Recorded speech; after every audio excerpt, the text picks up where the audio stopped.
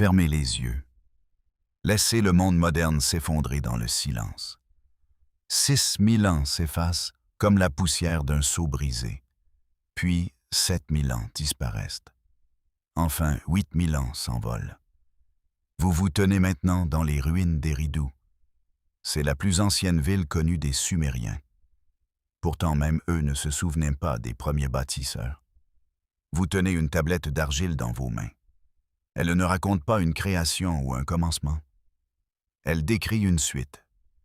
La liste des rois sumériens s'ouvre sur 5 mots impossibles. Ces mots affirment que la royauté est descendue du ciel.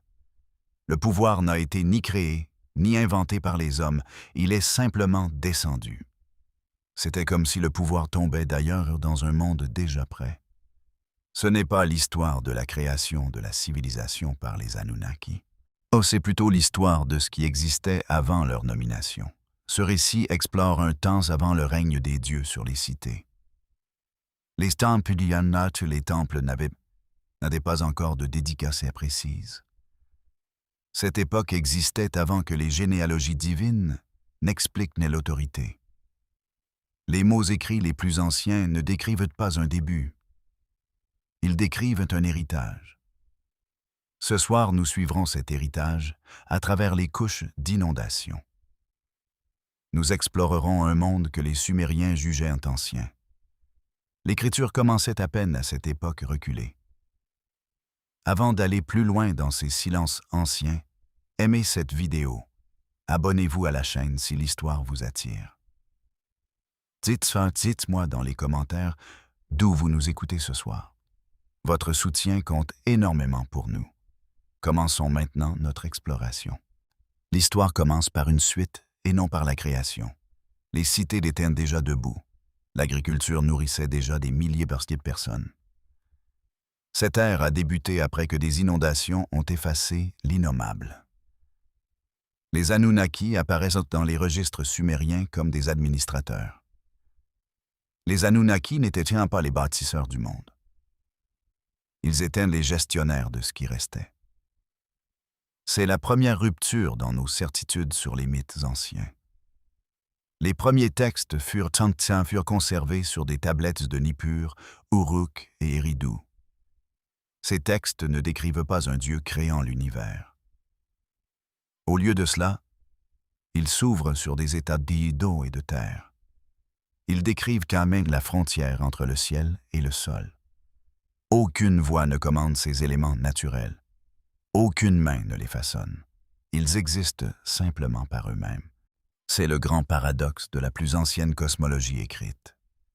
Les Sumériens ne croyaient pas que les dieux créaient le monde. Ils croyaient que les dieux organisaient le monde. L'organisation nécessite un élément préalable à organiser. Les plus anciens hymnes de création décrivent une condition cosmique initiale. Ils ne décrivent pas un moment de genèse divine unique. Namu est parfois traduite par les eaux primordiales. D'autres fois, les chercheurs l'appellent la première mère. Namu n'est pas une déesse qui agit par elle-même. Elle représente un état d'existence pure. Les textes ne lui donnent ni temple ni prière. Aucun mythe ne la montre parlant ou régnant sur les autres. Elle existe dans les registres comme un potentiel pur.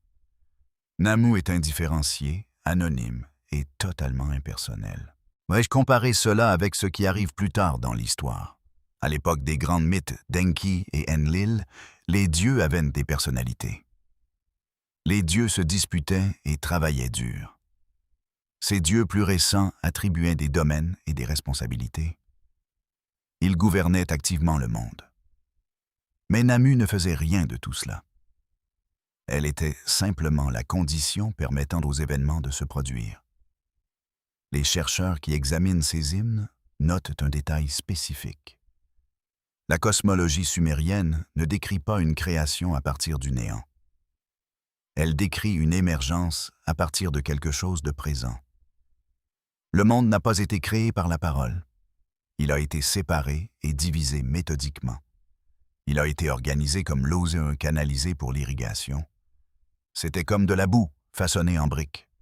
C'est le langage du travail manuel. Le travail exige des travailleurs pour être accompli. Par conséquent, une question silencieuse et indéniable surgit. Si les dieux n'ont pas créé le monde, qui a construit l'héritage? La réponse se trouve dans ce que les mythes évitent de dire. Les mythes évitent de décrire un véritable commencement. Les mythes évitent de nommer une cause première.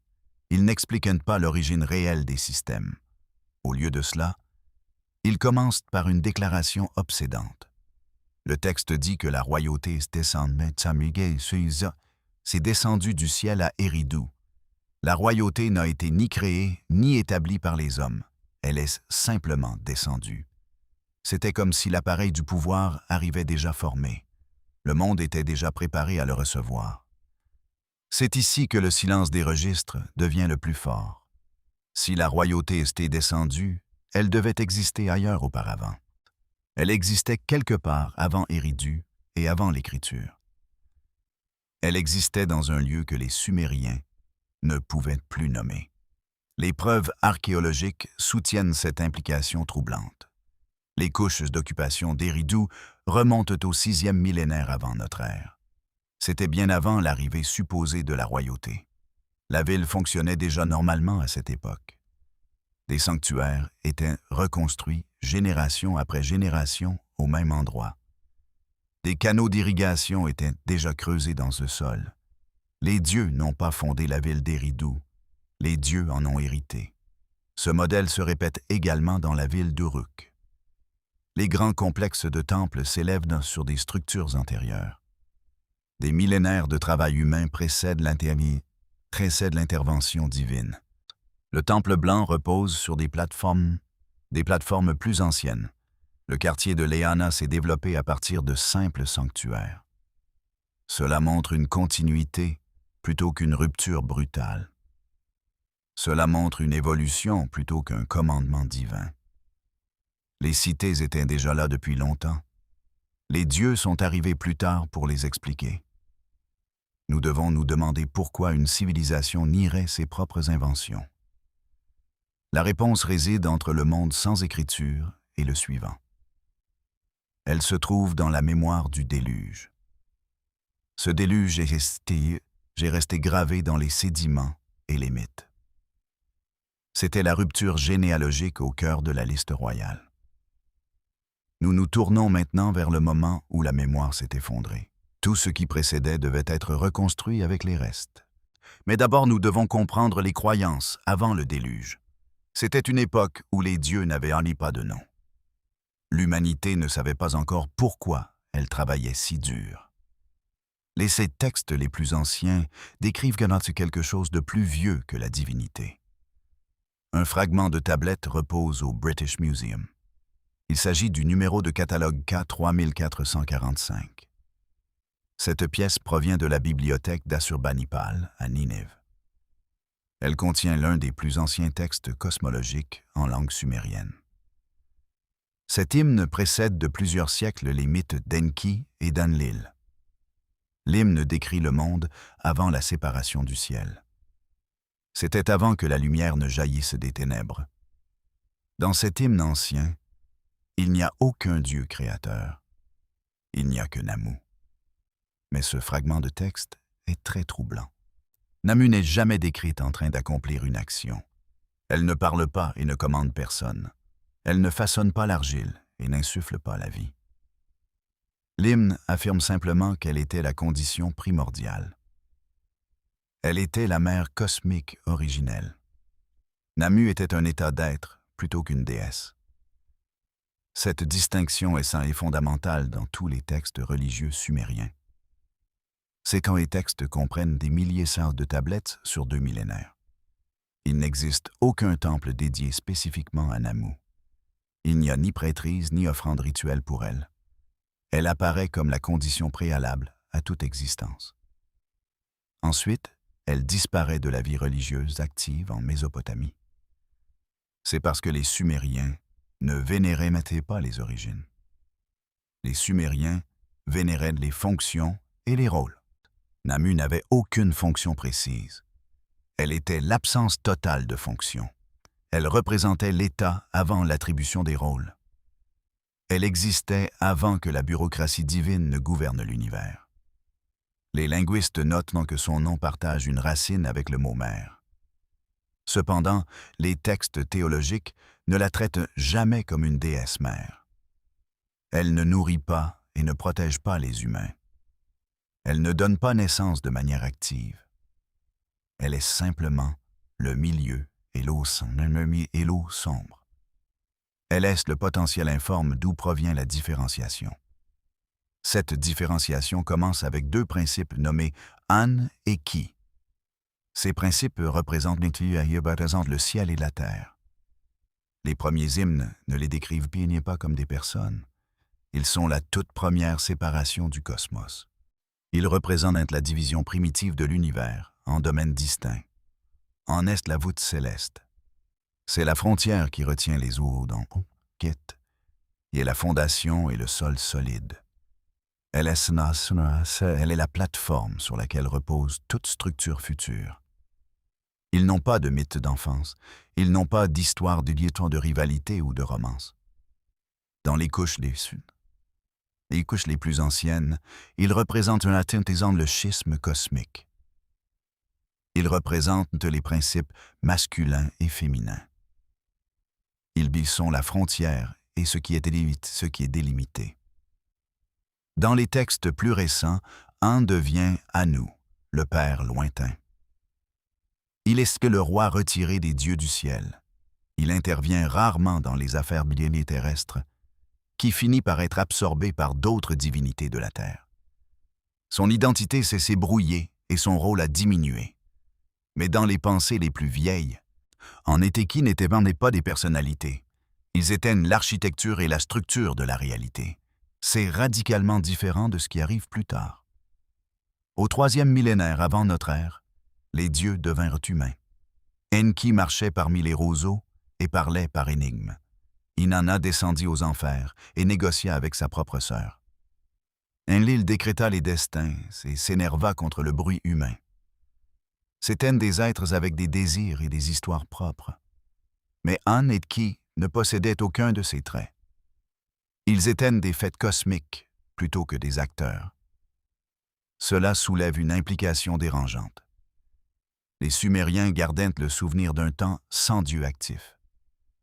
C'était une époque avant l'intervention divine directe. C'était un temps où le sacré n'était pas personnel. Quel genre de monde se souvient de forces impersonnelles? C'est un monde qui n'a pas inventé ses dieux. Au contraire, ce monde en a hérité. Considérez les preuves des plus anciennes structures religieuses. Les sanctuaires d'Eridu datent de la période d'Obéide. Cela remonte à 5500 ans avant notre ère. Ces sanctuaires ne montrent aucune statue de figure divine. Ils contiennent seulement des autels et des tables d'offrande. Ces espaces étaient organisés selon des principes mystérieux. Les dieux en tant que personnalités sont arrivés plus tard. Les temples étaient reconstruits exactement sur la même empreinte sacrée. Mais l'identité de l'être vénéré évoluait avec le temps. Enki a fini par revendiquer Eridu comme sa propre cité. Pourtant, Enki n'apparaît pas dans l'archéologie pendant des millénaires. Les premiers sanctuaires ont été construits bien avant son apparition. Nous devons nous demander qui était honoré avant Enki. Les textes suggèrent une réponse difficile à interpréter. Les premiers hymnes sumériens utilisaient parfois le mot d'ingir. Ce mot désignait une qualité plutôt qu'un être. C'était une essence divine qui remplissait certains objets. L'eau elle-même était vue comme divine.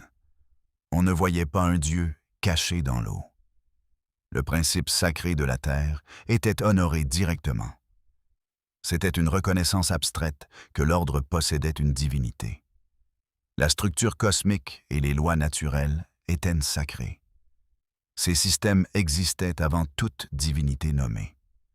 Lorsque les divinités nommées sont apparues, elles étaient des administrateurs. Elles n'étaient pas les créatrices de cet ordre. Enlil n'a pas créé le vent. Il était la personnification du vent. Enki n'a pas créé l'eau douce de la terre. Il la gouvernait et la rendaient simplement utile. Les dieux géraient les systèmes dont ils héritaient. Mais quelqu'un ou quelque chose a dû bâtir ces systèmes. Les scribes sumériens semblaient conscients de ce grand paradoxe. Un mythe spécifique s'était connu sous le titre Enki et l'ordre du monde. Dans cette histoire, le dieu Enki voyage à travers le pays. Il attribue des rôles et des responsabilités aux autres divinités. Il donne à la déesse Nanshe le domaine des poissons. Il confie aussi les oiseaux à sa garde. Il donne à la déesse Ninkasi le secret de la bière. Enfin, il établit le dieu Enton comme surveillant de l'agriculture. Nous devons nous demander d'où viennent ces domaines. Les poissons nagent déjà dans l'eau. Le grain pousse déjà dans les champs. Les preuves montrent que la bière existait bien avant ce mythe. Enki ne crée pas ces choses. Il officialise simplement qui en est responsable, qui en est responsable. Les dieux héritent d'un monde fonctionnel. Ensuite, ils s'attribuent le mérite de sa conception. Ce modèle est constant dans la théologie sumérienne. L'Assemblée divine ne crée pas la loi cosmique. Elle déclare la loi. La royauté ne commence pas avec les dieux. Au lieu de cela, elle descend d'eux. Le calendrier, la charrue et la ville sont des cadeaux du ciel. Cependant, les cadeaux impliquent une possession préalable. Les dieux possédaient ces choses avant les humains. Mais où les dieux les ont-ils trouvés? Les textes ne le disent pas. Peut-être que ce silence est le point central. Les Sumériens ont peut-être compris quelque chose que nous avons oublié. Ils ont réalisé que le monde était plus vieux que leurs explications. Les systèmes soutenant leur civilisation ont émergé des profondeurs du temps. Cela inclut l'irrigation et la hiérarchie sociale. L'observation astronomique et l'écriture faisaient partie de cet héritage. Aucun mythe d'origine ne pouvait capturer une telle durée. Ils ont fait ce que toute civilisation fait devant un héritage inexplicable. Ils ont inventé des dieux pour représenter ce qu'ils ne pouvaient plus mémoriser. Dans les premiers récits, ces dieux ne sont pas des créateurs, ils sont des successeurs. Ils sont les gestionnaires d'un domaine construit par des mains inconnues. Ils dirigent un royaume dont la dynastie précédente n'a laissé aucun nom.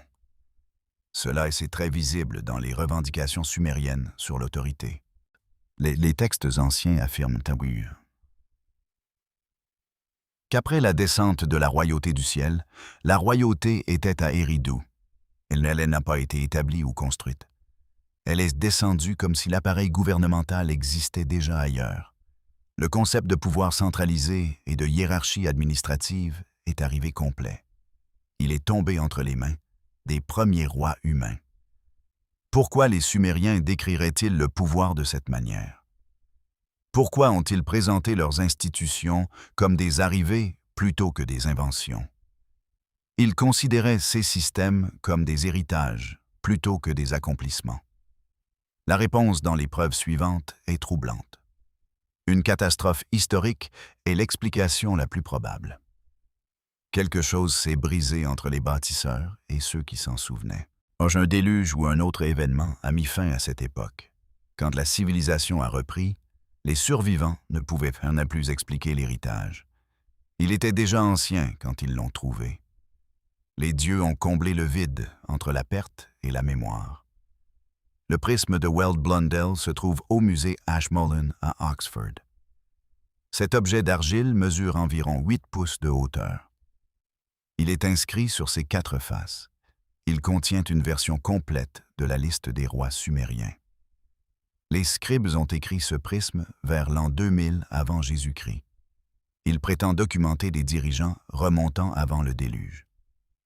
À cette époque, les rois régnaient pendant des dizaines de milliers d'années. La liste est impossible et mythologique selon des critères rationnels. Pourtant, elle s'ouvre par une ligne que les historiens ne peuvent ignorer. Après que la royauté soit descendue du ciel, la royauté était à Eridu. Le pouvoir n'a pas commencé par la volonté du peuple. Il n'a pas été saisi par les plus forts. Le pouvoir est descendu. Le verbe signifie « descendre » ou « tomber d'en haut ». Le même mot décrit la pluie ou un dieu quittant un temple. La royauté a été traitée comme un objet arrivé déjà formé. Il s'agit d'une affirmation cosmologique et non d'un langage poétique. Cela soulève une question immédiate et inévitable. Si la royauté s'est descendue, où était-elle avant son arrivée? Le texte ne le précise pas.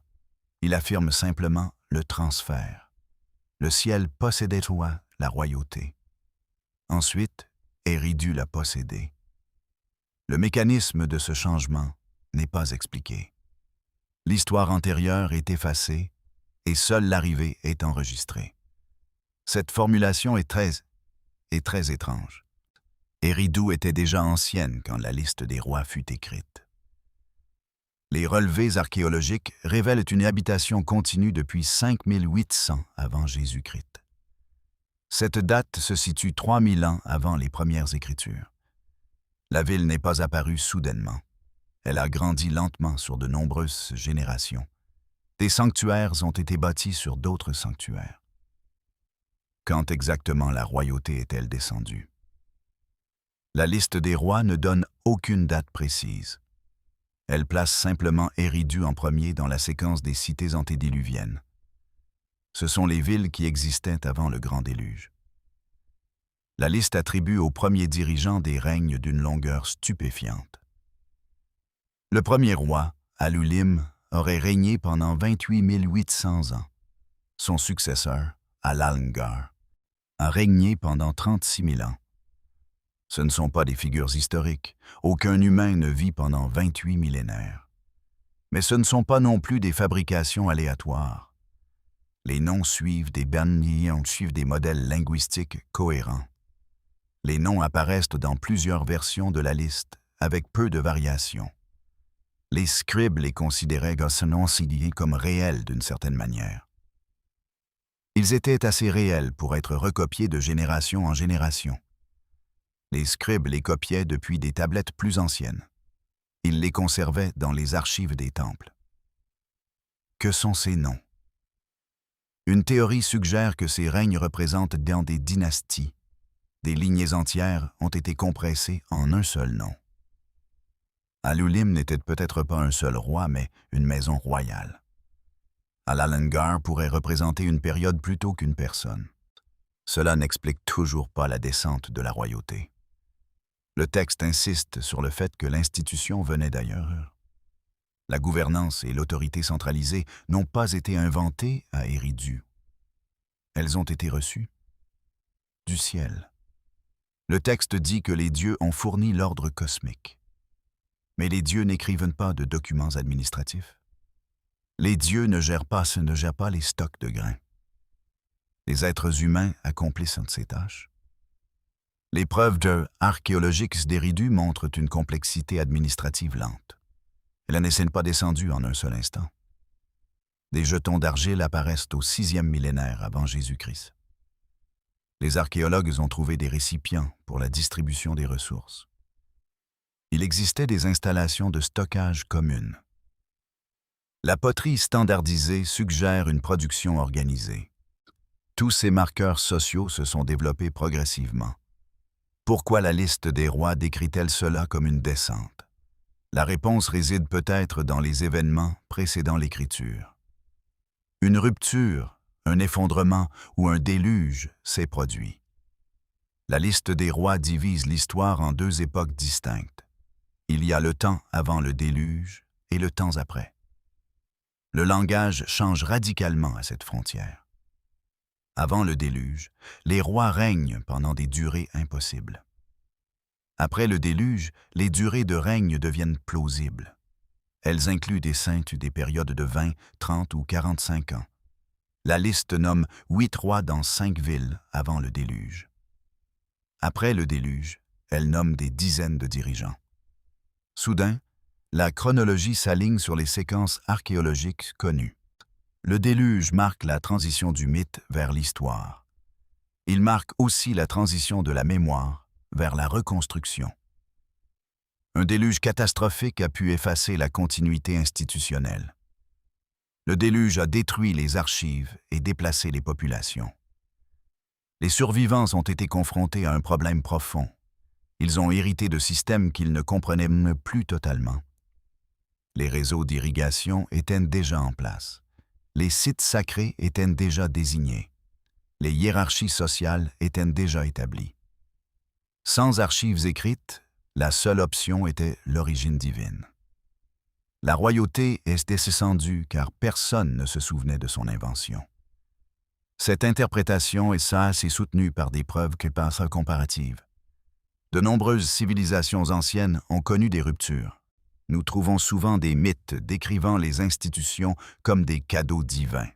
Les Égyptiens affirmaient que l'écriture venait de Thoth. Les Grecs disaient que Prométhée avait apporté le feu. Les Chinois attribuaient l'agriculture à l'empereur jaune. Ce ne sont pas des superstitions naïves. Ce sont des explications sophistiquées pour expliquer l'héritage. Vous possédez des connaissances que vous n'avez pas développées. Vous maintenez des systèmes sans fondateur humain connu.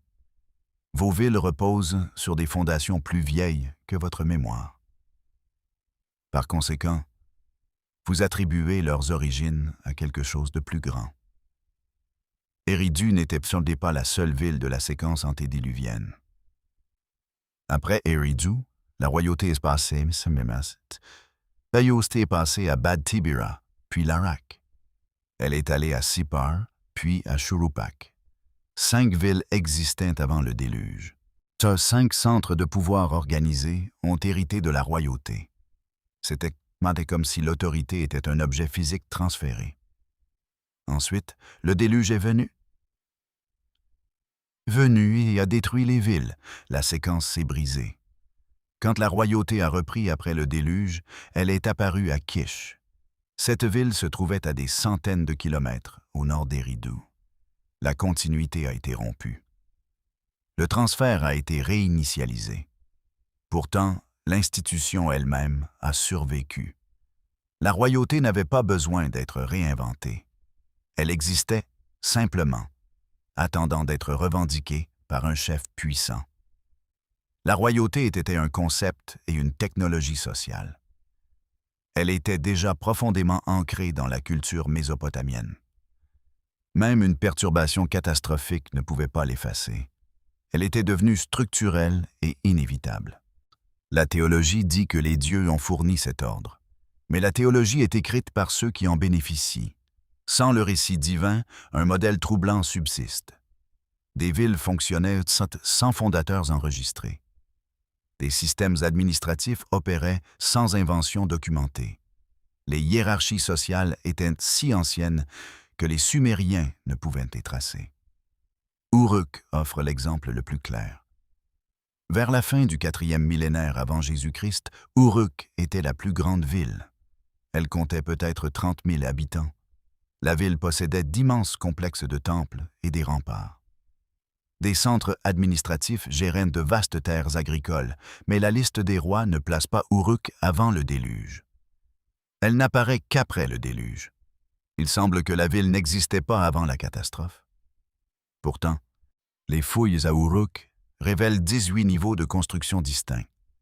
Ces niveaux remontent à la période d'Obeid, bien avant le déluge. La ville était déjà là. Des temples s'élevaient déjà couche après couche en une succession ininterrompue. Pourquoi la liste exclut-elle Uruk de l'ère précédant le déluge? Peut-être que la royauté d'Uruk ne venait pas d'une descente divine. Ses dirigeants ont pu émerger par d'autres mécanismes. Ces mécanismes incluent la conquête, l'accumulation de richesses ou le commerce. L'ambition humaine en était la cause plutôt qu'un mandat céleste. Par conséquent, la liste des rois n'est pas un document neutre. C'est un document politique conférant une légitimité à certaines lignées. Elle les lie à une origine divine tout en excluant les autres. Ces exclus tiraient leur pouvoir de source purement humaine. La royauté s'est descendue à Eridu, car ses prêtres le prétendaient. À Uruk, la royauté a été prise. Cette distinction entre le pouvoir reçu et le pouvoir saisi est importante. Les Sumériens ont écrit que la royauté descendait du ciel. Cela ne signifie pas que les dieux ont donné une couronne. Cela signifie que certains dirigeants revendiquaient l'ordre ancien. Certains dirigeants gouvernaient par héritage. D'autres régnaient par la force. Cette distinction finale a défini l'histoire de l'autorité en Mésopotamie. L'héritage nécessite quelque chose à hériter. Nous revenons à la question sans réponse de la liste. La royauté est descendue à Eridu. Si elle existait d'abord au ciel, qui a établi les systèmes, qui a construit le monde, que les dieux administraient simplement? La réponse se trouve sous la liste des rois. Elle existe dans les couches de travail anonymes. Les bâtisseurs ont rendu la royauté possible avant l'arrivée des rois. En 1946, l'archéologue irakien Fouad Safar a exploré le site d'Eridu. Il est descendu dans une tranchée de sondage. Il a creusé à travers des couches de poterie et de vestiges anciens. Finalement, il a atteint le sol vierge à près de 6 mètres de profondeur. Au fond de la tranchée, il a découvert le sanctuaire le plus ancien. C'était un petit bâtiment rectangulaire avec des murs en briques de terre. La pièce contenait une table d'offrande et une niche. Il n'y avait aucune inscription ni dédicace. C'était simplement un espace organisé pour le rituel. Ce sanctuaire a été construit vers 5800 avant Jésus-Christ. Safar a remarqué un détail qui allait réécrire l'histoire. Un autre sanctuaire se trouvait directement au-dessus du premier. D'autres sanctuaires étaient superposés dans un alignement vertical parfait. Il y avait 19 niveaux de temples successifs. Chaque niveau était construit directement sur le précédent. Les bâtisseurs ont maintenu la même orientation pendant 3000 ans. Finalement, le temple le plus élevé a été dédié au dieu Enki. Enki était le dieu de l'eau douce et de la sagesse. 15 versions plus anciennes se trouvaient sous ce temple. Enki n'a pas fondé la ville d'Eridu. Il a hérité d'un site sacré qui était déjà ancien. Ce modèle apparaît dans tout le sud de la Mésopotamie. Les villes existaient bien avant les dieux. À Uruk, la situation était encore plus impressionnante. Le quartier de Layana montrait une continuité remontant à 4800 avant Jésus-Christ. Cependant, la déesse Inanna est apparue beaucoup plus tard. Son nom est entré dans les archives au milieu du 3e millénaire. Cela s'est passé près de 2000 ans après la création du site. Pendant 2 millénaires, les gens ont pratiqué leur culte à cet endroit. Des offrandes ont été faites et des rituels ont été accomplis. Les bâtiments étaient soigneusement entretenus et reconstruits.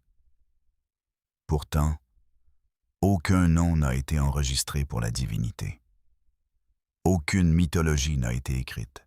Aucune personnalité divine n'a été attribuée. Que signifiait pratiquer un culte pendant 2000 ans sans nommer de Dieu? Peut-être que la divinité était comprise différemment à cette époque. Ce n'était pas une personne, mais un lieu. C'était une qualité sacrée inhérente au sol. Cette interprétation concorde avec les preuves linguistiques. Car le mot sumérien pour temple est « Ce mot signifie simplement « maison ». Les premières inscriptions utilisent parfois l'expression « Edingir ». Cela signifie la maison de l'essence divine. Cela suggère que le bâtiment était un réceptacle pour quelque chose d'abstrait. Cette présence était liée au lieu plutôt qu'à une personnalité. Les dieux nommés sont arrivés après la construction de ces maisons. Ils ont emménagé dans des temples qu'ils n'avaient sûrement pas commandés. Ils ont revendiqué des villes qu'ils n'avaient sûrement pas fondées. Ils ont hérité d'un culte bien plus ancien qu'eux. La stratigraphie confirme ce fait partout où nous regardons. À Tel al-Ubaïd, des fouilles ont révélé un complexe de temples. Les fondations datent du 5e millénaire avant Jésus-Christ. Le site a été plus tard associé à la déesse Ninursag. Cependant, les niveaux les plus anciens ne contiennent aucune iconographie. Les chercheurs ont trouvé des autels et des salles de stockage pour les offrandes. Il y avait aussi des preuves de banquets communautaires. Dans le nord de la Mésopotamie, les archéologues ont découvert le temple aux yeux. Il a été nommé ainsi à cause de milliers de petites idoles en albâtre. Ces idoles possédaient un des yeux très proéminents. Le temple aux yeux date d'environ 3300 avant Jésus-Christ. C'était des siècles avant que l'Écriture n'atteigne cette région. Nous ne savons pas quel Dieu était honoré à cet endroit. Peut-être qu'aucun Dieu unique n'était honoré. Les yeux nous fixent depuis le passé. Ces sites montrent une continuité sans documentation écrite. Le travail humain a entretenu les enceintes sacrées pendant des générations. Le but original s'est finalement perdu avec le temps. Les mythes racontent qu'Enki a construit Eridu. Cependant, Enki n'apparaît que bien plus tard dans les textes. Le dieu Enki est apparu vers 2800 avant Jésus-Christ. C'était 3000 ans après le premier sanctuaire. Les mythes disent que le dieu Anu a fondé Uruk. Pourtant, les couches les plus anciennes précèdent un Anu d'un millénaire. L'archéologie montre que les villes se sont développées organiquement. Les centres sacrés ont lentement accumulé du prestige sur des milliers d'années. Les plateformes des temples se sont élevées lors des reconstructions. Il n'y a pas eu de moment unique de fondation divine. Il n'y a eu qu'une construction humaine lente et patiente. Les scribes ont plus tard tout attribué aux dieux. La mémoire institutionnelle avait disparu au moment où l'écriture est apparue. Les scribes étaient séparés des fondateurs par un temps immense. Les origines ne leur étaient plus accessibles. Les villes et les temples étaient déjà anciens. Les systèmes sociaux étaient déjà bien établis. Les scribes ont mythifié cet héritage qu'ils ne pouvaient pas expliquer. Ils ont attribué les villes à la volonté divine. Ils ont crédité les temples aux ordres des dieux. La royauté a été décrite comme descendant du ciel. Cela est arrivé car ils ne trouvaient pas d'inventeur humain. Les preuves sous les mythes racontent une histoire différente. C'est une histoire d'accumulation graduelle. Elle a impliqué des essais, des erreurs et un travail communautaire. La nécessité pratique a organisé ce travail et non un décret divin. Les premiers temples mésopotamiens n'ont pas été construits rapidement. Les structures ont évolué sur de nombreux siècles. Les premiers sanctuaires étaient de petites pièces uniques. Au fil des générations, ces bâtiments se sont agrandis. Des cours, des chambres de stockage et des ailes administratives ont été ajoutées. La complexité a augmenté en même temps que les communautés. Cela représente une expérience humaine plutôt qu'une fondation divine. À Eridu, il y a eu 18 étapes intermédiaires. Certaines étapes montrent bientôt des expériences avec de nouvelles formes. D'autres montrent des hints, des réparations après des inondations majeures. Certaines périodes suggèrent un stress économique ou un déclin. Ce sont les rythmes de l'histoire humaine. Ce ne sont pas des signes d'intervention divine. Certaines anomalies compliquent encore plus le récit mythique. Vers 3200 avant Jésus-Christ, la construction a explosé à Uruk. Le temple blanc s'est élevé sur une plateforme massive. Le quartier de Layana a été radicalement réorganisé à cette époque. Des forces de travail énormes ont déplacé des millions de briques. Ils ont créé des structures totalement inédites. Certains chercheurs y voient une nouvelle idéologie. Cela pourrait signaler l'émergence de la royauté. L'échelle soudaine suggère une autorité centralisée. Cette autorité commandait de vastes ressources. Cependant, cette phase monumentale n'a duré que 200 ans. Puis, elle s'est arrêtée soudainement. Les projets de construction massive ont cessé. Uruk a continué d'être occupé, mais la construction s'est terminée. La ville a tenté quelque chose qui dépassait ses capacités. Ensuite, cet élan s'est effondré ou a été abandonné. Les mythes n'enregistrent bien pas cette ascension et cette chute. Ils décrivent Uruk comme éternellement grande. Le sol raconte une histoire beaucoup plus instable. Ce modèle se répète dans tout le sud de la Mésopotamie. Une croissance rapide était suivie d'une contraction. Une ambition monumentale était suivie d'un entretien modeste.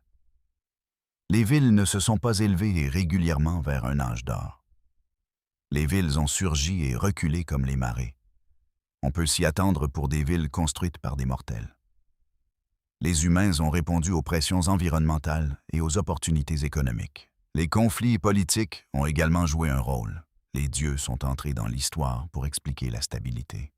Les dieux justifiaient pourquoi certaines familles régnaient. Ils expliquaient pourquoi certains temples recevaient de la richesse. Ils apportaient de la cohérence à des sociétés fonctionnant déjà. Cependant, ils n'expliquent pas les origines. En fait, ils cachent les véritables débuts. L'autorité devient discutable si les villes ont été bâties par des ouvriers. Il est plus sûr de revendiquer une fondation divine. Il est plus rassurant d'affirmer un ordre cosmique. Mais le sol ne ment pas. Des couches plus anciennes existent sous chaque dieu nommé. Des fondations anonymes existent sous chaque palais. Les villes ont été construites plus tôt que données. Les temples ont été érigés brique par brique.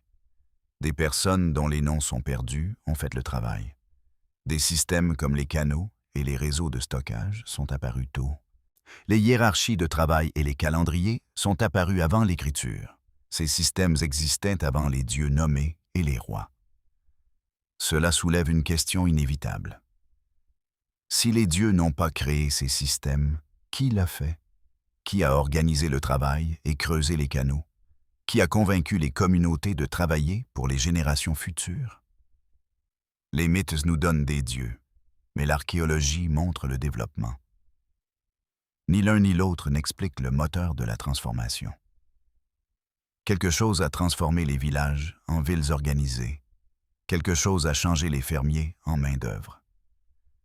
Ces systèmes durables ont survécu à la mémoire de leurs créateurs. Les villes demandent un plus que de la simple croyance. Elles exigent un travail acharné, organisé et s'étendant sur plusieurs générations. Ce travail a laissé des traces dans le sol. Des couches de labeur ont rendu tout le reste possible. La collection babylonienne de Yale contient une tablette spécifique. Il s'agit du numéro de catalogue I.B.C.7164. Elle contient un hymne sumérien sur la pioche. Elle date d'environ 1900 avant Jésus-Christ. Elle préserve un ancien récit de la création. Le texte ne décrit pas un monde créé par la parole.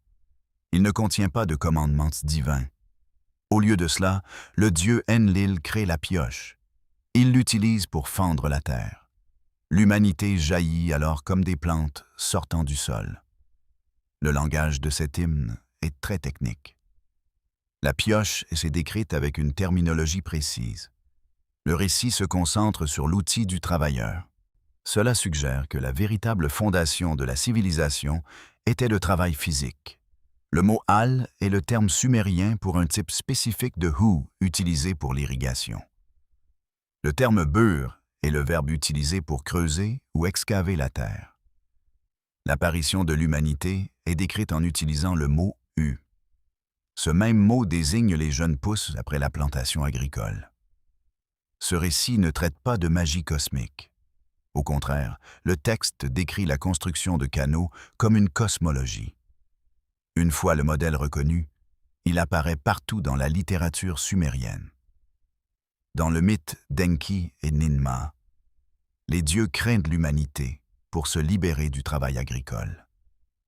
La méthode de création n'est pas un souffle divin ou une argile sacrée. Aucun pouvoir surnaturel n'anime les personnages.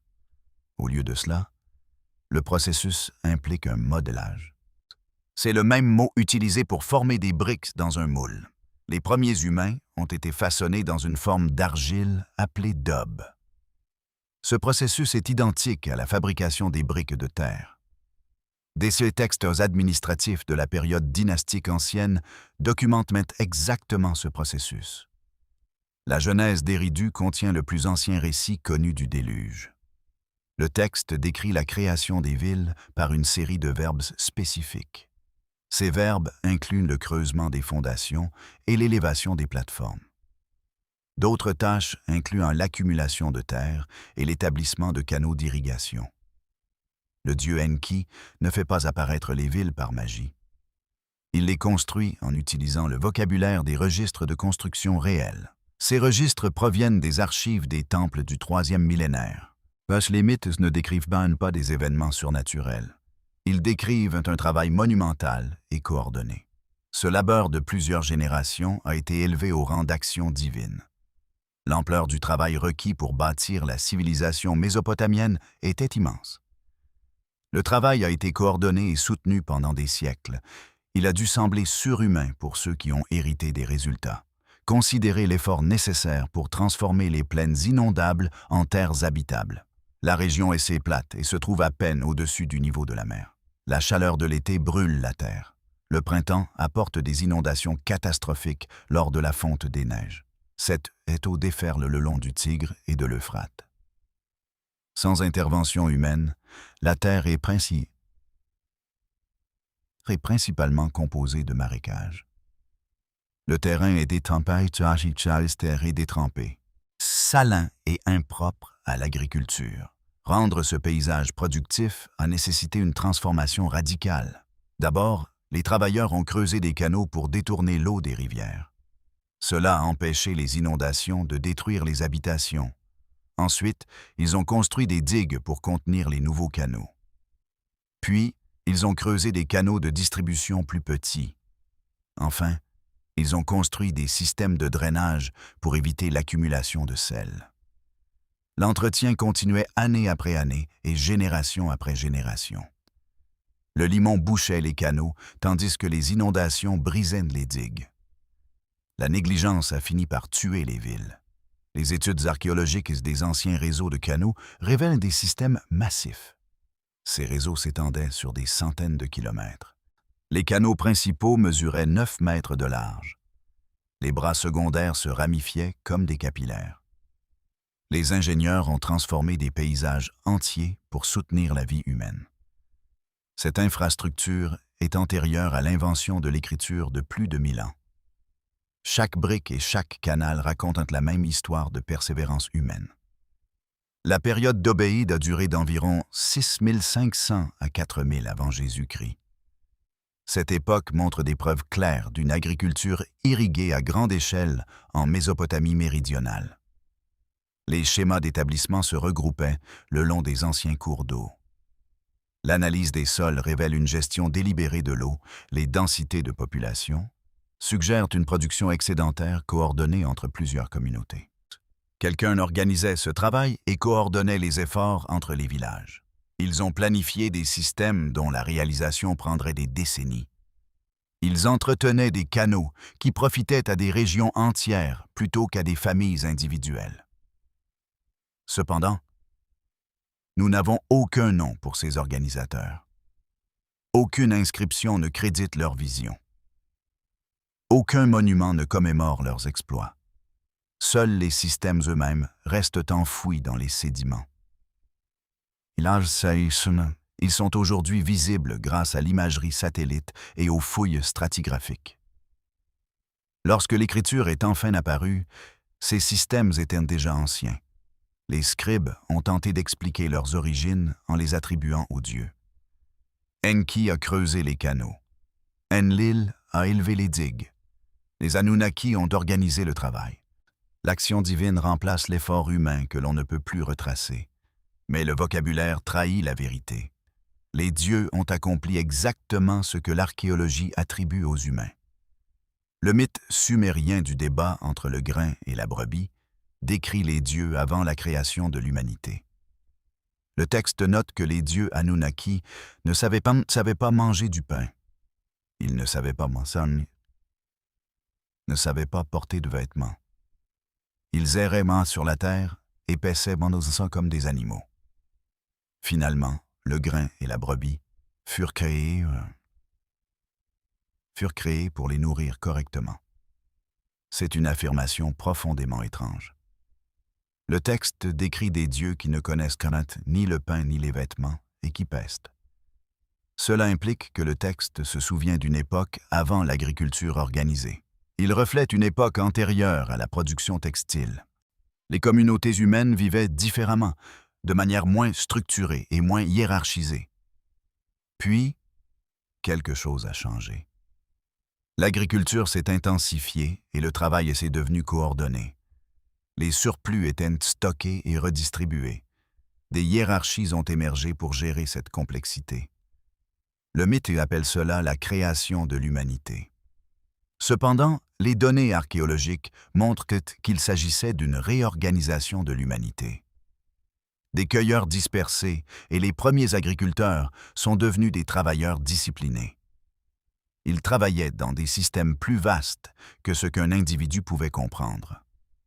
La période d'Uruk a duré d'environ 4200 à 3100 avant Jésus-Christ.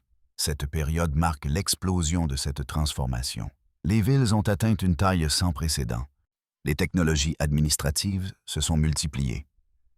Des seaux cylindres sont apparus pour gérer les marchandises stockées. Des jetons d'argile ont évolué en tablettes numériques. Les fonctionnaires documentaient la distribution de pain et de bière aux travailleurs. Ce ne sont pas les outils d'une magie divine. Ce sont les outils du contrôle bureaucratique. Le travail organisé par ces bureaucraties était colossal. La plateforme du Temple blanc à Uruk fut construite vers 3200 avant Jésus-Christ. Ce projet a nécessité environ 15 millions de briques de boue. Chaque brique pesait environ 30 livres. Les ouvriers moulaient chaque brique à la main et les séchaient au soleil. Ils transportaient des briques sur le site de construction et les mettaient en place. Un ouvrier pouvait produire 100 briques par jour. La plateforme représente à elle seule 150 000 jours de travail. Cela équivaut à plus de 400 ans de travail continu pour un seul individu. Au lieu de cela, ce fut un effort coordonné par des centaines d'ouvriers sur plusieurs saisons. Ce n'est qu'un bâtiment dans une seule ville pendant une seule période. Multipliez cela à travers toute la Mésopotamie méridionale. Des dizaines de villes et des centaines de temples existaient.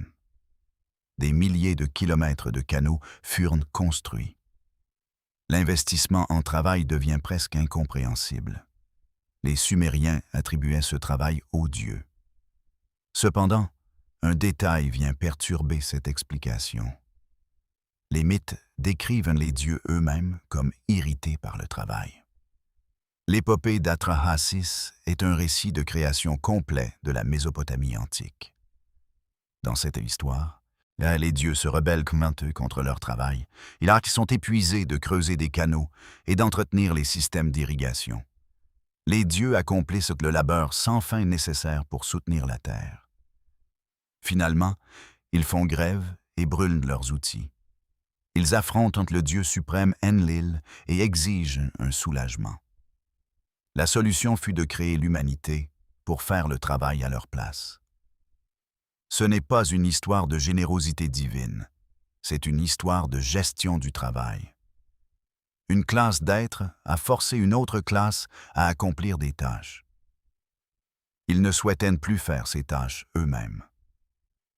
Le langage divin cache un souvenir de réorganisation sociale. La culture est passée d'un travail communautaire à un travail hiérarchisé. Le travail partagé entre égaux est devenu un travail extrait par les élites.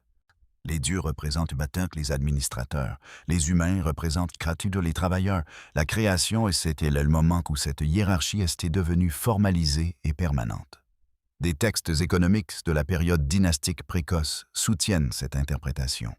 Cette période a duré d'environ 2900 à 2300 avant Jésus-Christ. Les institutions des temples géraient du soin des forces de travail massives. Des listes de rations distribuaient de l'orge et de l'huile aux travailleurs classés par tâches.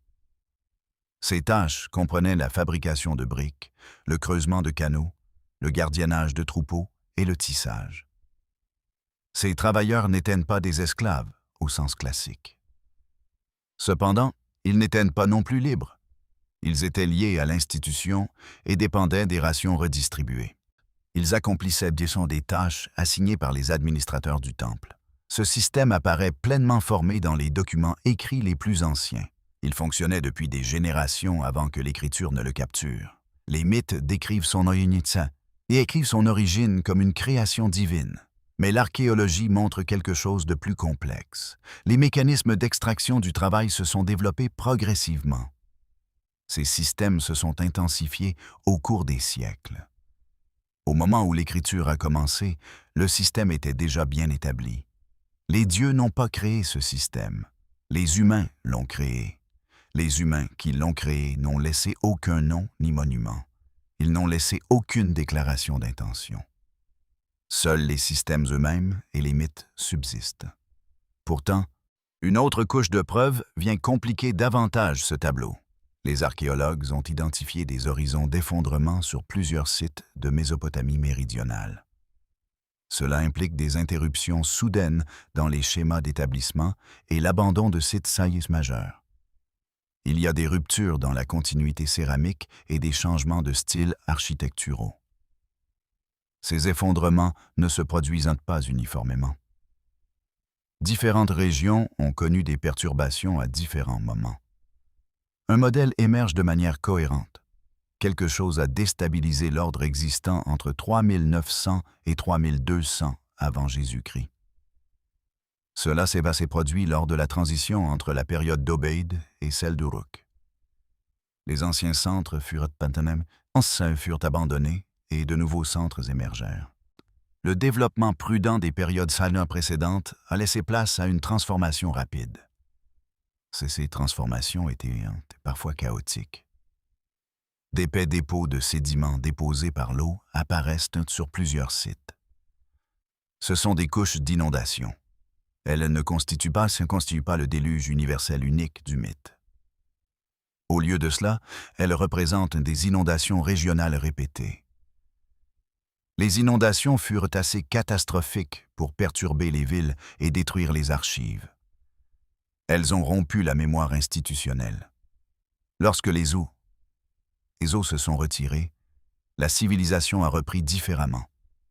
Les systèmes de travail se sont intensifiés et les hiérarchies se sont formalisées. Les dieux apparaissaient à peine dans les contextes antérieurs aux inondations.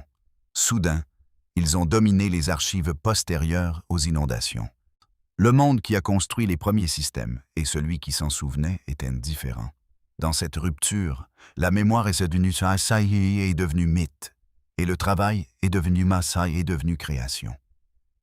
Les travailleurs sont devenus des dieux, puis tout s'est brisé. Un événement fut assez puissant pour effacer les constructeurs de la mémoire. Cet événement n'a laissé que leur système derrière lui. La réponse réside dans le sédiment lui-même.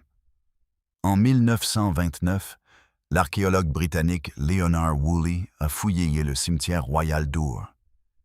Il a fait une découverte qui semblait confirmer le déluge biblique. Ses ouvriers ont creusé à travers des couches de tombes, de bijoux et de poteries. Soudain, ils ont atteint du limon propre déposé par l'eau. L'équipe n'a trouvé aucun artefact ni débris d'occupation. Ils ont trouvé seulement 11 pieds d'argile alluviale stérile. Woolley a continué à creuser. Sous la couche de limon, il a trouvé des poteries plus anciennes et des styles différents. Il a trouvé des preuves d'une habitation antérieure. Celle-ci était complètement séparée des couches supérieures. Woolley a télégraphié au journal Le Times de Londres pour annoncer qu'ils avaient trouvé le déluge. Mais il avait tort et il avait raison. L'événement n'était-il pas un déluge universel? La couche de limon a Ur date d'environ 3800 avant Jésus-Christ. Cette couche ne s'étend que sur une partie du site. D'autres villes de Mésopotamie ne présentent aucune couche d'inondation correspondante à cette date. Woolley avait raison, car des couches d'inondation apparaissent partout en Mésopotamie méridionale.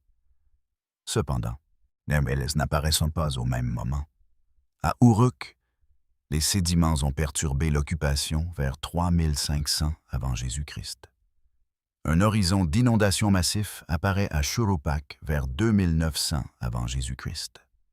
À Kish, des dépôts d'eau ont interrompu l'établissement vers 3100 avant Jésus-Christ. À Lagash, des couches d'inondation apparaissent de manière répétée sur plusieurs périodes. Le déluge n'était pas un seul événement unique. Il s'agissait de nombreux événements catastrophiques, régionaux et récurrents. Ces événements ont façonné collectivement la manière dont la civilisation mésopotamienne se souvenait de ses propres origines. Chaque fois que les Aizo arrivaient, elles effaçaient plus que des bâtiments. Elles effaçaient de la continuité. La liste des rois sumériens rend cela explicite. Le texte énumère 8 rois qui ont régné pendant de longues périodes sur 5 villes. Puis, le déluge a tout emporté. Après que le déluge eut tout emporté, la royauté était redescendue du ciel une fois de plus. La royauté fut établie à Kish. La civilisation n'était pas retournée dans les anciennes villes ni vers les anciennes dynasties. La royauté s'est déplacée à Kish, qui était une ville différente dans une région différente. Les dirigeants y portaient des noms différents. La continuité fut rompue et le transfert fut réinitialisé. Tout recommença à partir d'un nouveau point. Cela soulève la question de savoir ce qui a exactement recommencé. Les preuves archéologiques suggèrent sans que les populations après l'inondation ont hérité d'infrastructures. Ils n'ont pas construit ces structures eux-mêmes. À Eridu, des phases de construction majeures étaient visibles dans le registre stratigraphique. Ces phases étaient antérieures à l'horizon d'inondation principale de ce site spécifique. Après l'inondation, les ouvriers ont reconstruit le temple sur les mêmes fondations. Ils ont suivi la même orientation et ont maintenu l'empreinte sacrée. Quiconque revenait savait que l'endroit était saint. Cependant, il reste difficile de savoir s'ils savaient pourquoi. Le même modèle est apparu à Uruk. Le quartier de Léana a montré une interruption due aux inondations, suivie d'une reconstruction. Ce nouveau bâtiment a préservé les alignements antérieurs. La géographie sacrée a survécu même quand la mémoire institutionnelle a disparu. C'est la nature des inondations. Elles ont détruit les archives tout en laissant les structures derrière elles. Les inondations ont tué des populations tout en épargnant les fondations des bâtiments. Elles ont effacé des noms tout en préservant des systèmes entiers. Quand les survivants sont revenus, ils ont dû expliquer ce qu'ils trouvaient. Ils se sont demandé pourquoi un lieu était sacré et ont conclu qu'il l'avait toujours été. Ils croyaient que les dieux avaient construit les canaux avant leur époque. Les gens se demandaient d'où venait la royauté. Ils croyaient qu'elle était descendue du ciel après le retrait des Ésos. Les mythes du déluge étaient des mythes de survie plutôt que des mythes de création. Ils expliquaient la discontinuité au lieu des origines. Dans toute la littérature mésopotamienne, le déluge n'a jamais été le début du monde. Le déluge n'était que la fin d'un monde plus ancien. Dans la Genèse d'Eridu, la civilisation existait avant le déluge. C'est le plus ancien récit connu sur le déluge. Les villes fonctionnaient déjà et la royauté était déjà établie. Le déluge a servi de punition divine parce que l'humanité était devenue trop nombreuse et trop bruyante. Le texte indiquait que le survivant Ziusudra avait reçu la vie éternelle. Il s'établit dans le pays de Dilmun. Cet endroit se situait là où le soleil se levait au-delà de la Mésopotamie. Il ne reconstruisit rien et ne restaura rien. Ziusudra partit et laissa la reconstruction réelle à d'autres. Des survivants anonymes durent reconstruire la civilisation à partir de fragments. Le modèle était identique dans l'épopée d'Atrahasis. Le déluge survint pour réduire la population humaine. Le héros survécut en construisant un bateau. Après le retrait des eaux, il offrit un sacrifice et les dieux regrettèrent leur destruction. Le texte ne décrivait pas de restauration. Le récit reprenait simplement avec une humanité diminuée, mais fonctionnelle. Le déluge représentait une rupture plutôt qu'un renouveau. Les couches archéologiques de Limon confirmèrent cette structure narrative. Les sites montrant des sédiments d'inondation montraient aussi des changements culturels. Les styles de poterie et les pratiques funéraires changèrent. Les technologies administratives évoluèrent également. La continuité avec les périodes précédentes se brisa. Shuropak était la ville associée au héros du déluge Ziusudra. Les fouilles révélèrent une couche d'inondation épaisse de près de 5 pieds. Cette couche était assez profonde pour submerger la plupart des bâtiments résidentiels. Elle datait d'environ 2900 ans avant Jésus-Christ. L'occupation continua au-dessus de cette couche, mais elle était différente. Il y avait de nouvelles formes architecturales et des sceaux administratifs. Des populations nouvelles réoccupèrent probablement la zone. La ville survécut, mais son identité fut remise à zéro. Si l'écriture existait avant ce déluge, elle ne survécut pas. Les tablettes d'argile se dissolurent d'un mois dans l'eau. Les archives stockées dans des bâtiments en briques de boue s'effondrèrent. La continuité administrative dépendait entièrement des archives. Ces archives dépendaient de la conservation physique. Perdre les archives signifiait perdre la mémoire institutionnelle. Les gens oublièrent les noms des fondateurs. Ils perdirent l'histoire de la construction des systèmes. Ils perdirent tout sauf les systèmes eux-mêmes. Les canaux fonctionnaient toujours et les sanctuaires restaient debout. Les hiérarchies exigeaient toujours l'obéissance. L'écriture émergea finalement à la fin de la période d'Uruk. Cela se produisit vers 3200 ans avant Jésus-Christ. Cette émergence eut lieu après les horizons majeurs de l'inondation. Les premiers documents écrits n'étaient pas des récits. Il s'agissait de listes administratives de biens et de distribution de rations. Ils comprenaient également des inventaires de noms de temples. La bureaucratie précéda la littérature. La tenue de registre précéda la mythologie. Finalement, l'alphabétisation s'étendit et les scribes commencèrent à écrire des histoires. Ils voulaient expliquer leur monde. Ces histoires décrivaient systématiquement une époque antérieure au déluge. Les choses étaient très différentes à l'époque. Les rois vivaient pendant des milliers d'années. Les dieux marchaient plus ouvertement parmi les humains. Le monde fonctionnait selon des règles qui n'étaient plus accessibles. Le déluge marqua la frontière entre le temps mythique et le temps historique. Avant le déluge, il y avait l'impossibilité et la divinité. Après le déluge, il y avait une chronologie plausible. Des événements documentés commencèrent à apparaître. Le déluge ne créa pas la civilisation mésopotamienne. Au lieu de cela, le déluge obscurcit la création de cette civilisation. Cet événement fit passer l'héritage pour un don divin. Les survivants retournèrent dans des villes à moitié enfouies. Ils regardèrent dans des canaux dont les constructeurs n'avaient laissé aucun nom. Ils entretinrent des temples dont les fondateurs étaient oubliés. Ils firent la seule chose qu'ils pouvaient faire. Ils attribuèrent tout aux dieux. Quand la mémoire s'effondra, le mythe remplit le vide. Quand la continuité se brisa, l'ascendance divine expliqua l'écart. Les gens affirmèrent que les systèmes hérités descendaient du ciel. Les Anunnaki étaient les descendants princiers et les administrateurs divins. Ils apparurent dans les archives à ce moment de besoin explicatif. Ils n'étaient pas des créateurs. Ils étaient les dieux qui réorganisèrent ce que le déluge avait perturbé.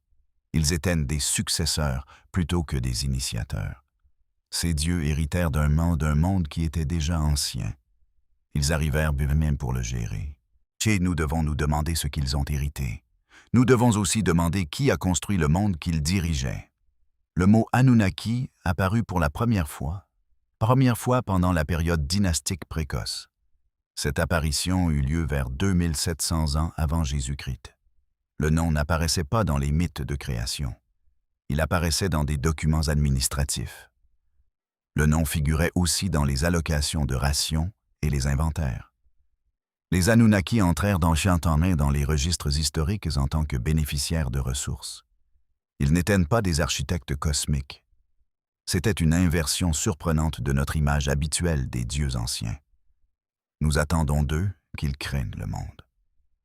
Ensuite, Les dieux se retirent généralement dans un arrière-plan mythique. Les Anunnaki firent le contraire. Ils apparurent tard, après que les villes fonctionnaient déjà.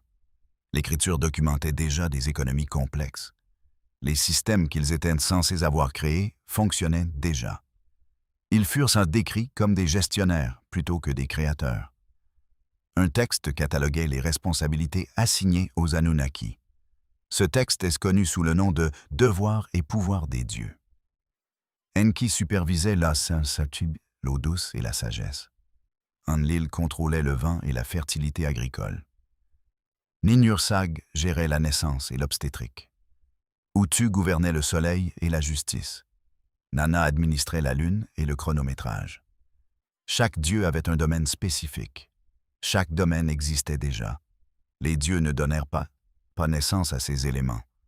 Au lieu de cela, ils en reçurent la charge. Il s'agissait d'une délégation bureaucratique plutôt que d'une genèse cosmique. La structure reflétait ce que nous voyons dans les archives dynastiques précoces. Les institutions des temples divisaient les responsabilités entre plusieurs fonctionnaires. Chaque fonctionnaire gérait des aspects spécifiques de l'économie. L'un surveillait le stockage de l'orge, tandis qu'un autre gérait le bétail. D'autres s'occupaient de la production textile ou de l'irrigation. Le domaine divin reproduisait la hiérarchie institutionnelle du domaine humain. C'était peut-être l'inverse. La hiérarchie humaine se légitimait en prétendant refléter l'organisation divine. D'une manière ou d'une autre, les dieux expliquaient des systèmes déjà opérationnels. Ces systèmes fonctionnaient avant que les dieux ne soient nommés. Considérons la description des Anunnaki dans un mythe spécifique. Ce mythe s'appelle Enki et l'ordre du monde. Enki voyagea à travers Sumer et visita chaque ville. Il assigna formellement une fonction à chaque cité. Eridu devint la ville de la royauté. Meluha devint le pays du bois noir. Les fleuves Tigre et Euphrate reçurent leur cours. Le grain reçut ses modèles de rendement. Eridu était déjà une ville de roi. Meluha était probablement la vallée de l'Indus. Elle échangeait déjà du bois avec la Mésopotamie. Les fleuves coulaient déjà dans leur lit. Le grain poussait déjà selon ses rythmes saisonniers. Enki ne créa pas ces réalités. Il les déclara simplement. Il formalisa ce qui existait déjà. C'était le langage d'un décret royal et d'une ordonnance administrative. Ce n'était pas un commandement cosmologique.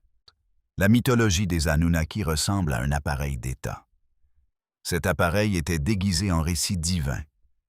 Dans le mythe d'Inanna et d'Enki, la déesse Inanna voyagea jusqu'à Eridu.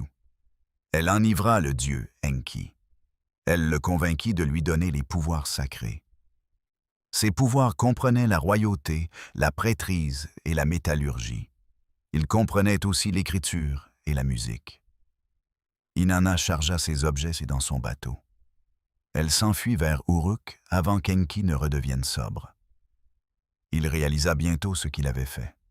Ce n'était pas une histoire de création. Ces institutions existaient déjà en possession d'Enki. Inanna ne les inventa pas. Elle les redistribua simplement.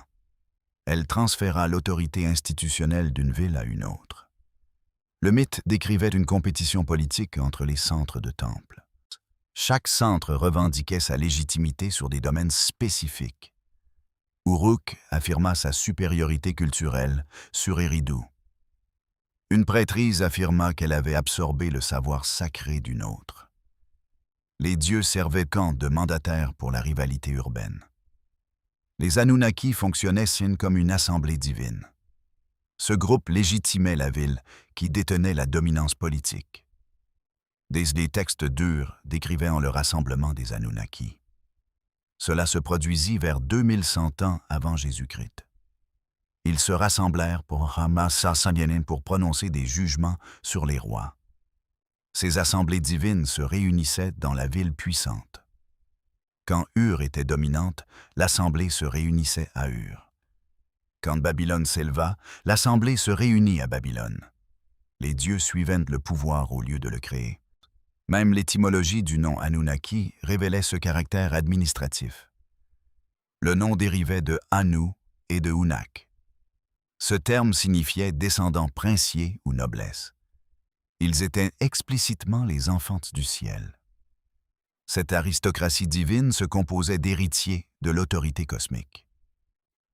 Ils n'étaient pas des créateurs autodidactes. Comme toutes les aristocraties, la hiérarchie les définissait. Les grandes Anunnaki contiennent 7 dieux principaux. Ces 7 dieux prenaient les décisions critiques. Au-dessous d'eux se trouvaient les Anunnaki inférieurs. Des centaines de divinités mineures étaient affectées à des tâches spécifiques. Ces tâches consistaient à garder les portes et les entrepôts. Elles supervisaient également les districts d'irrigation. Il s'agissait d'une administration stratifiée. Cela apparut quand la société mésopotamienne devint rigide. Les rois commencèrent à revendiquer une autorité absolue. Les institutions des temples contrôlaient d'importantes forces de travail. La mobilité sociale se figea et les classes s'enracinèrent. Les dieux reflétèrent cette hiérarchie au lieu de la créer. Les Anunnaki n'avaient pas de mythe de création propre. Les textes n'expliquèrent jamais d'où venaient les Anunnaki. Les textes n'expliquèrent pas comment les dieux étaient nés. Ils n'expliquèrent pas qui leur avait donné l'autorité. Ils existaient simplement en tant que groupe organisé. Leur rôle leur était déjà assigné. Ils gouvernaient un cosmos qui existait avant leur arrivée. Même Anu, le père des Anunnaki, ne créa pas le monde. Il se contentait de le présider. Il régnait depuis son ciel lointain. La mécanique de la formation cosmique était attribuée à des forces antérieures. Ces forces comprenaient Namu et les usos primordiales. Elles comprenaient également la séparation du ciel et de la terre. Ces processus eurent lieu avant que les dieux nommés n'agissent. Les Anunnaki héritèrent ce linéaire de leur position. Cet héritage était précisément ce que les mythes devaient légitimer. Imaginez que vous soyez un prêtre à Uruk autrefois. Cela se passerait vers 2500 ans avant Jésus-Christ. Vous gérez les terres du temple et collectez les impôts. Vous distribuez des rations aux travailleurs. Vous avez besoin d'une explication pour votre autorité. Les fermiers doivent avoir une raison de donner leur grain. Les travailleurs doivent avoir une raison d'obéir. L'ordre social doit être considéré comme naturel et immuable. Vous écrivez des textes sur l'organisation du monde. Cette organisation correspond exactement à l'économie du temple. Les textes décrivent Enki assignant des rôles aux divinités. Cela reflète la façon dont vous dirigez les travailleurs. Les Anunnaki tiennent une assemblée et décrètent les destins. Cela reflète le conseil municipal réglant les différends. Le domaine divin devient un miroir du domaine institutionnel. L'institution revendique sa légitimité en pointant ce miroir. Les dieux n'expliquent pas l'ordre, ils le justifient. Cela soulève une question plus profonde que les mythes ne résolvent pas. Les dieux expliquent seulement des systèmes préexistants. Qu'est-ce qui explique ces systèmes avant l'arrivée des dieux? Les Anunnaki sont les administrateurs de canaux qu'ils n'ont pas creusés. Ils gèrent des villes qu'ils n'ont pas fondées. Ils supervisent des hiérarchies qu'ils n'ont pas inventées. Nous devons demander qui a construit ce dont les dieux ont hérité. Les mythes ne peuvent pas le dire. La réponse serait trop honnête. Une réponse honnête admettrait que les humains ont créé la civilisation. L'autorité est statée et contingente plutôt qu'éternelle.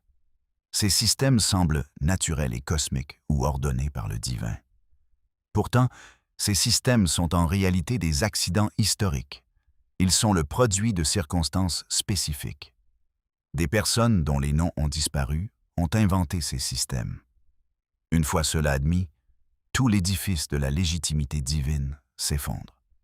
Les mythes gardent le silence sur les origines et commencent par l'héritage. Ils décrivent un dieu endossant des rôles qui existent déjà. Cela se produit dans un monde qui était déjà organisé. La question de ce qui existait avant les dieux reste sans réponse. La mémoire humaine est une archive fragile. La connaissance ne survit que si quelqu'un se souvient de la transmettre. 3 générations de perturbations peuvent faire disparaître les traditions techniques. La guerre, la famine et les inondations détruisent ces anciens héritages. Le savoir spécifique sur les fours ou la navigation s'efface vite. La négociation des droits de l'eau peut disparaître en moins d'un siècle.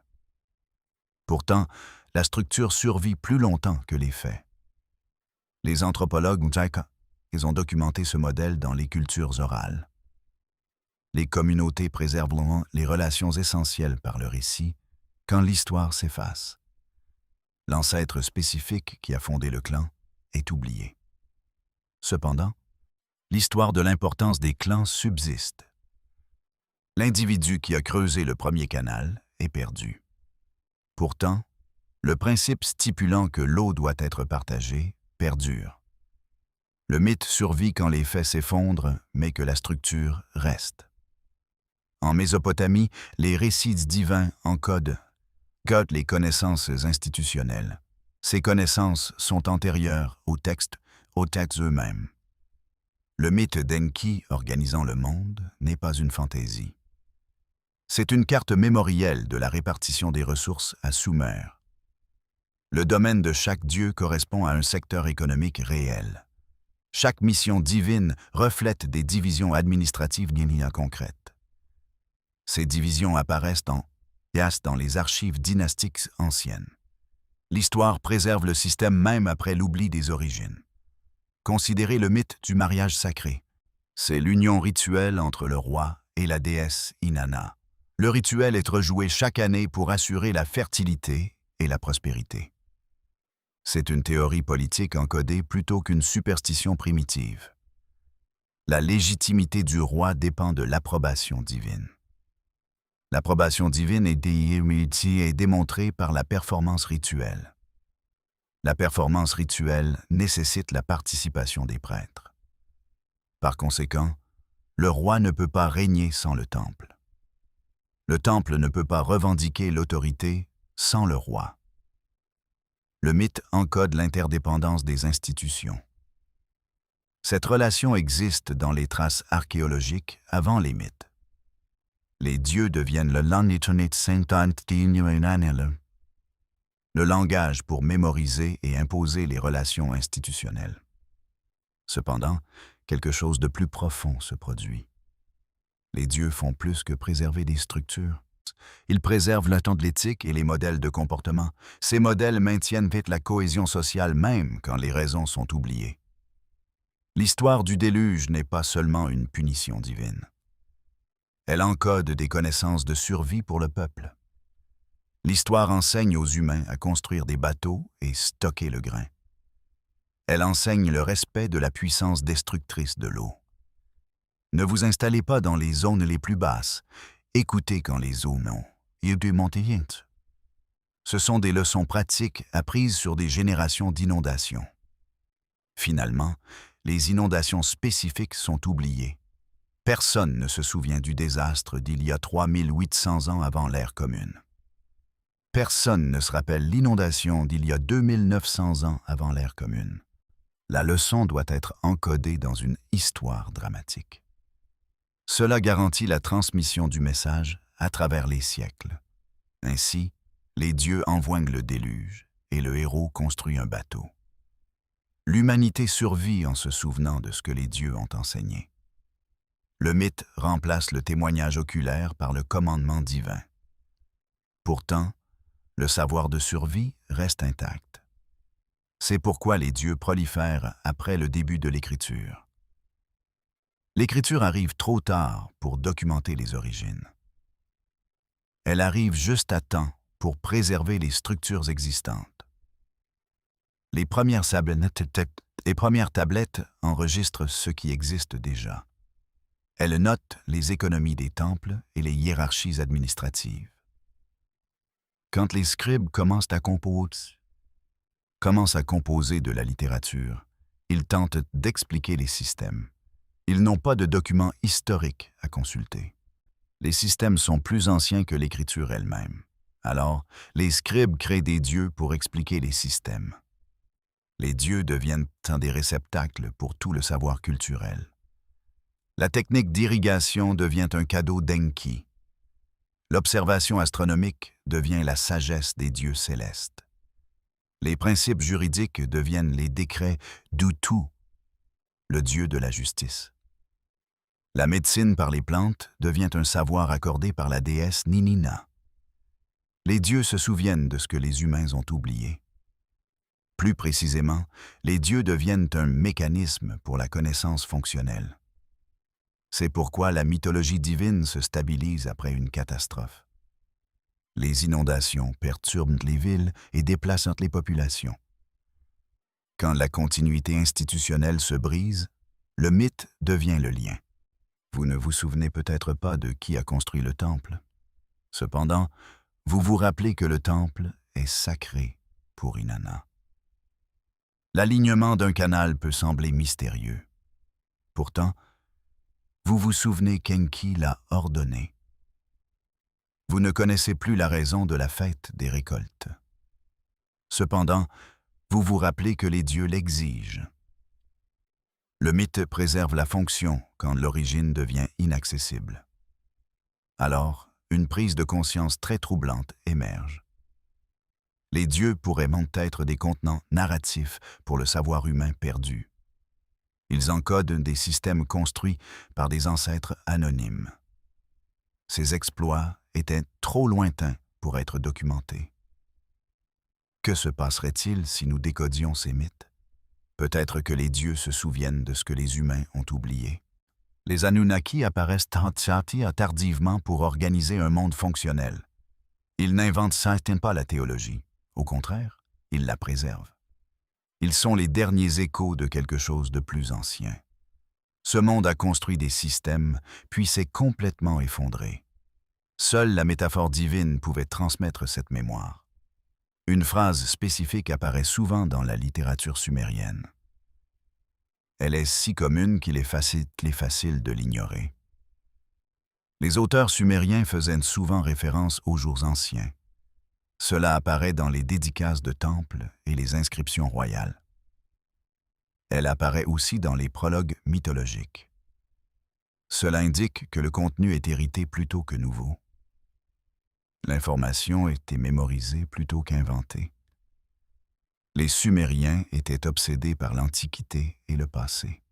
Ils cherchaient le savoir perdu de leurs ancêtres. Ils voyaient les accomplissements sans pouvoir les expliquer. Cette obsession révèle une vérité profonde. Les Sumériens ne pensaient pas être le commencement. Ils se voyaient comme la suite de quelque chose de brisé. Les preuves convergent de toutes les directions. L'archéologie montre une complexité urbaine développée sur des millénaires. Cela s'est produit bien avant l'invention de l'écriture.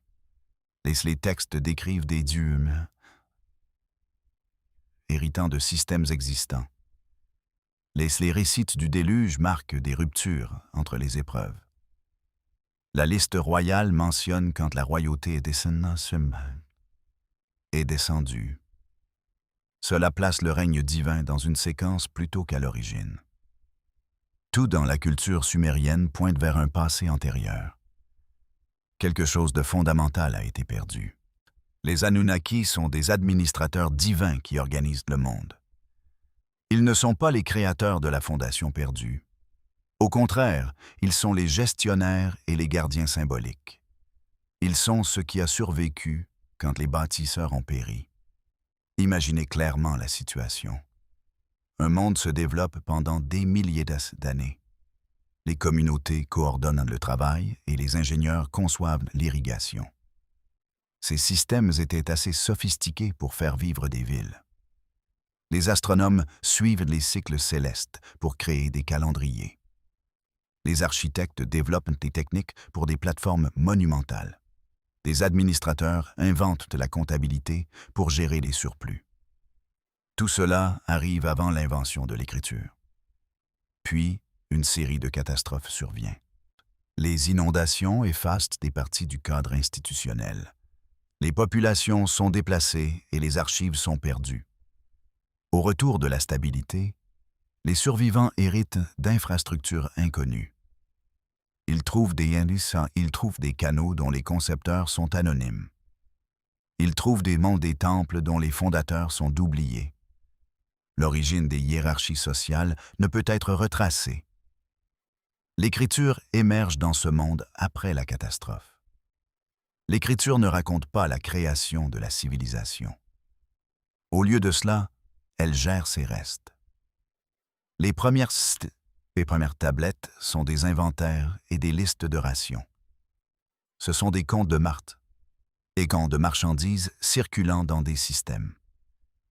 Quand l'Écriture s'étend aux récits, les scribes ont un défi. Ils doivent expliquer un monde plus vieux que l'explication. Alors, ils créent les Anunnaki. Ces figures divines représentent des principes d'organisation. Les scribes observent ces principes sans les relier aux humains. Les dieux incarnent les institutions de la vie sumérienne.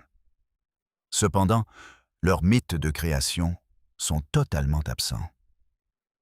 Les Anunnaki ne sont pas des extraterrestres descendus du ciel. Ce sont des métaphores d'anciens accomplissements humains.